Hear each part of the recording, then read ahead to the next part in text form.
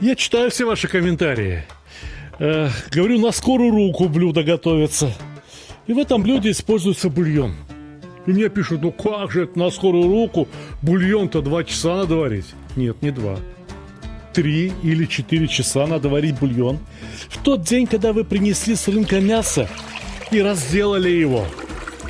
Все кости, все обрезки сразу в кастрюлю и сварите хороший бульон. Тогда, если к вам вдруг внезапно пришли гости, вы приготовите что угодно, хоть азербайджанский базбаш, буквально за час. Причем базбаш у нас будет особый. Такой еще никто не готовил. Бывает так называемый парча бозбаш, когда мясо готовится крупными кусками. Барча бозбаш. А говорят кюфта базбаш. В тот самый день, когда я купил мясо и сварил вот этот бульон, я заготовил вот такие пакетики с фаршем. Понимаете, теперь они у меня лежали в морозилке. Я сейчас достал ее, разморозил. И фарш был перемолот крупно, сразу вместе с жиром.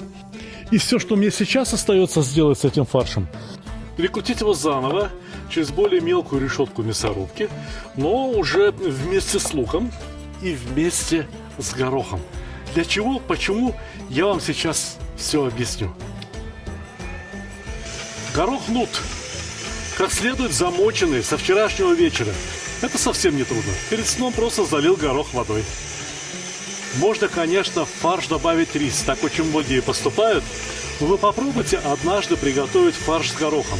Честное слово, вам понравится. Видели, каким был фарш, да? Ну, скажем так, достаточно жирным. Добавляя в фарш горох, я увеличиваю содержание белка в фарше, пусть и растительного, и немного уменьшаю содержание жира. Не то чтобы я был противник жира, но так получится вкуснее. Ну вот и все. Из этого фарша можно было бы сделать кюфту, если мы хотели бы приготовить кюфта базбаш. Но мы будем готовить совершенно особый базбаш. Базбаш с перепелками. Перепелка птичка очень симпатичная, очень такая диетичная, красивая. Но внутри пустая.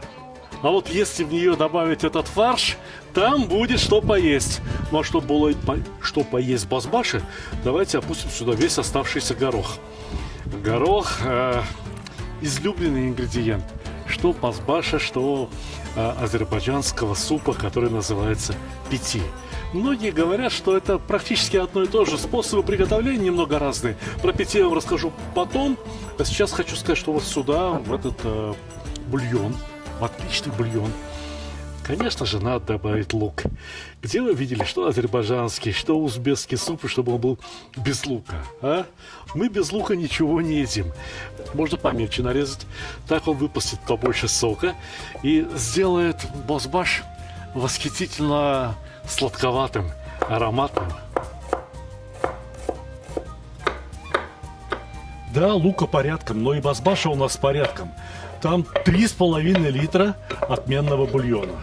Здесь было полкило фарша, а стало грамм 800. И еще будут перепелочки, картошка, еще кое-что. Так что лука получится немного, как раз столько, сколько надо. Протерли досочку, салфетку в урну, и все идеально чисто. Фарш хороший, фарш, можно сказать, отменный.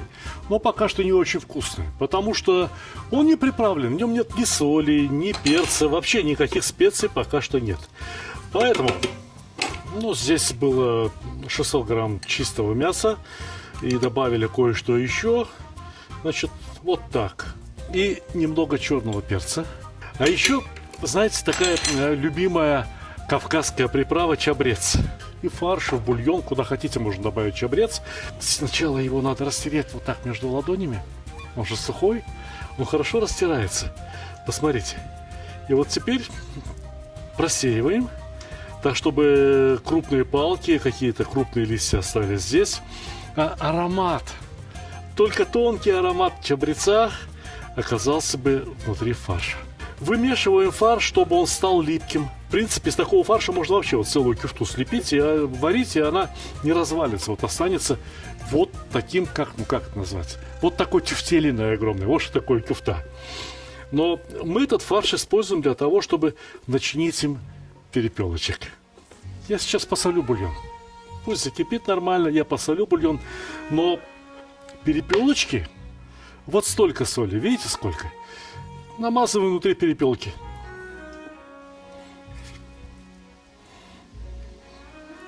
Берем хороший комок фарша, фаршируем перепелочку. О. В каждую перепелочку поместится примерно по 2 ложки фарша. Иными словами, можно сказать, что целая котлета внутри перепелки.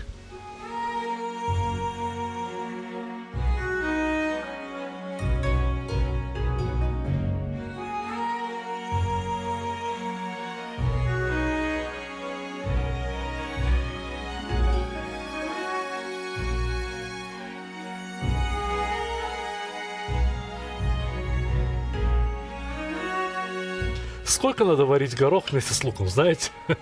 До тех пор, пока лук не начнет оседать.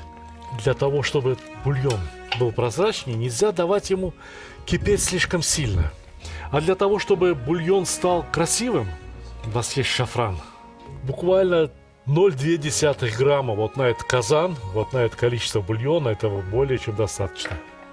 Вот столько пересыпаем в ступку. Несколько крупинок соли, для того, чтобы эти острые крупинки соли помогли растереть эти ниточки шафрана в порошок. Посмотрите, вот что делает шафран.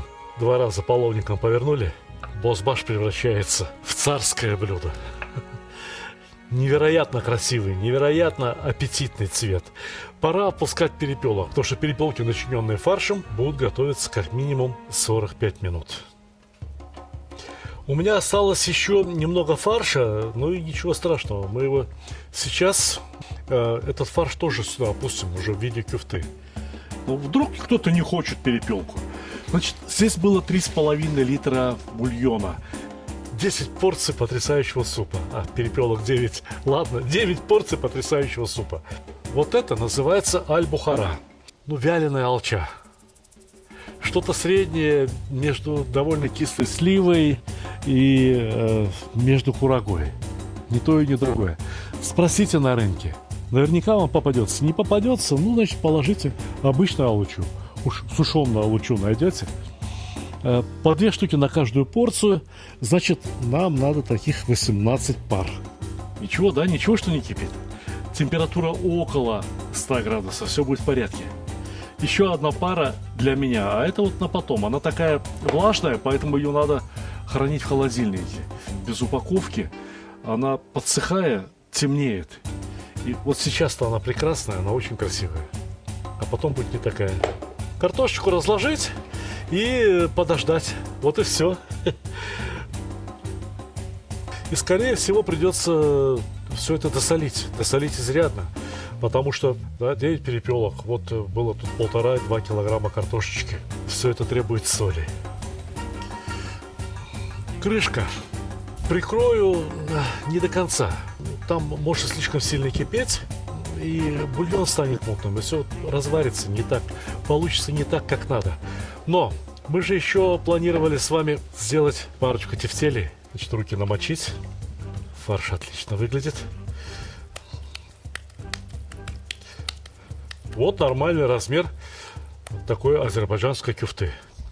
В каждую кюфту следует добавить по одной аль-бухаре. Как это сделать? А вот сейчас дырочку так вот руками закрыли. Эх ты, какой маленький казан! Куда же это все положить? А вот сюда. В принципе, вот в эту кюфту можно было бы положить и кусочек грецкого ореха. Сюда можно положить половину куриного яичка, либо перепелиное яйцо внутрь. Все это здорово украшает. Но, босс-баш, если честно сказать, хорош в своей простоте. Посмотрите, ведь ингредиентов совсем немного, да? Ну, перепелки у нас сегодня это баловство, конечно. А так обычно это мясо, картошка, аль-бухара, горох, лук. 5 ингредиентов. вода 6. Вода 6 и соль 7. Бульон я солил до этого. Добавлю пока что ложечку соли. Пусть поварится. А потом попробуем и решим, надо ли еще. Прикрываем вот так вот. Не сильно.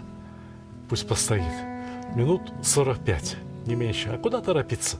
Мы готовим очень вкусную еду.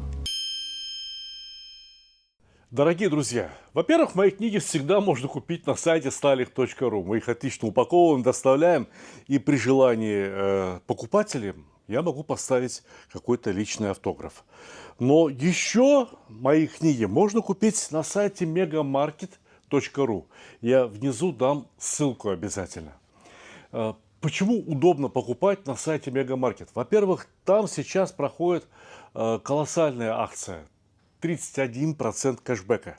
Что это означает? Вы покупаете вот эту шикарную книгу «Плов», либо вот эту шикарную книгу «Казан» за 3950 рублей. Вам начисляется кэшбэк 1225 рублей. Понимаете? Ну, посмотрите, просто шикарно. 543 рубля за недорогую книжку «Мангал». Недорогая, но очень полезная. И так далее. Книжка «Сталих Видеобук» никогда не продавалась ни в каких маркетплейсах, а теперь продается на сайте Мегамаркета. И кэшбэк 1178 рублей. Но это еще не все. Некоторые люди ухитряются покупать мои книги. Знаете, за сколько? Вот посмотрите. Человек купил книжку «Мангал» и заплатил всего лишь навсего 18 рублей. Кто-то купил книжку «Плов» и заплатил 40 рублей. Но вот эти люди, вот они уже получили, доставлено покупателям, здесь написано, вот эти книги уже получили люди. «Счастье кулинара», «Сталих Видеобук», «Плов. Кулинарные исследования». Они заплатили, знаете сколько? 0 рублей. Каким образом? Если вы пользуетесь карточками Сбера, то там начисляются особые бонусы. Сбер спасибо. И многие не знают, как их потратить. Значит, заходите на сайт Мегамаркета, ищите кулинарные книги Сталика Ханкишиева. Потом я вас отдельно хочу попросить. Значит, вот здесь есть возможность выбрать среди продавцов. Выбирайте Сталих Ханкишиев. Значит, почему это необходимо сделать? Дело в том, что очень многие какие-то магазины продолжают торговать моими книгами, но это остатки книг, которые кочевали со склада на склад и неизвестно в каком состоянии. У меня книжечки новые, отлично упакованные, вы получите и будете очень рады. Итак, по Сбер спасибо можно получить даже бесплатно, либо заплатить столько, сколько вам удобно. Можно получить огромный кэшбэк 31%. И кроме того, шикарный выбор для подарка, да и просто для себя любимого. Прошло положенное время. Знаете, сначала я сниму вот на это блюдо картошечку и перепелок. В Азербайджане обычно все в одну кассу складывают. Но у нас блюдо-то сегодня такое импровизационное. Смотрите, какая, слушай, бройлерная перепелка, бройлерная. Теперь можно разделить. Каждому понемножку фарша добавить в тарелочку. Давайте все-таки в одну кассу нальем все, сделаем по-азербайджански. Вот вам туфта. Вот вам горох и аль-бухара. Поверх базбаша хорошо посыпать сушеной мятой. Или можно не сушеной мятой, а если кто хочет, можно взять и насыпать сумах. А можно с одной стороны сумах насыпать, а с другой стороны сушеную мяту. И должен быть, конечно, свежий хлеб, чурек или лаваш. И вот тогда это будет очень по-азербайджански.